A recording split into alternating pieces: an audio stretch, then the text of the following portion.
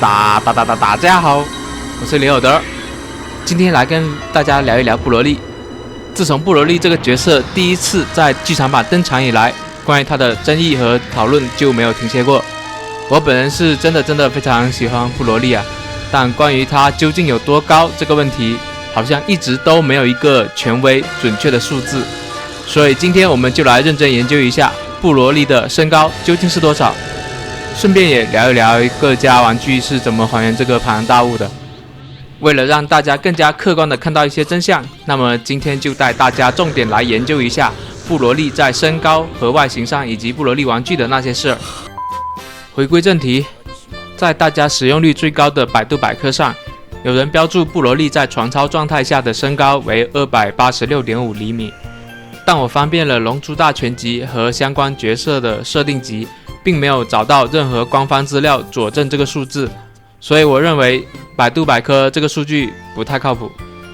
继续搜索时，我在维基百科看到这样的一段描述：在身高比例对照表中，变身传说中的超级赛亚人第二阶段的布罗利身高比第一阶段的布罗利高出2颗的头，肌肉也更壮大。这句身高比例对照表引起了我的兴趣。到底是哪个比例表呢？这个身高比例表又要去哪里才能找得到呢？后来我终于在国外的龙珠百科找到布罗利的词条，并看到了一句床操状态的布罗利为3米，这个数字更加的夸张了。但关键来了，词条还标注了出处链接，我顺着点进去，终于找到了我找了很久的那一张传说中的官方身高的比例对照表。大家都知道成年悟空的官方身高数据为175厘米，而在这个比例表中，悟空大约占了7行的高度。这里要注意的是，呆毛是不计入身高的，我们以头顶为准，大概一行就是175除以7等于25厘米，而布罗利则占了11行，所以我们计算起来是11乘以25等于275厘米。也就是说，在早期剧场版的设定中，布罗利的标准身高应该为275厘米。当然，不同画师作画的风格不同，部分镜头有出入，我们暂时不纳入讨论。今天只聊有标准的参考数据。说完原设定，回到玩具。以 SHF 的地球悟空为例，它的高度刚好是14厘米，而 SHF 的布罗利则是22厘米，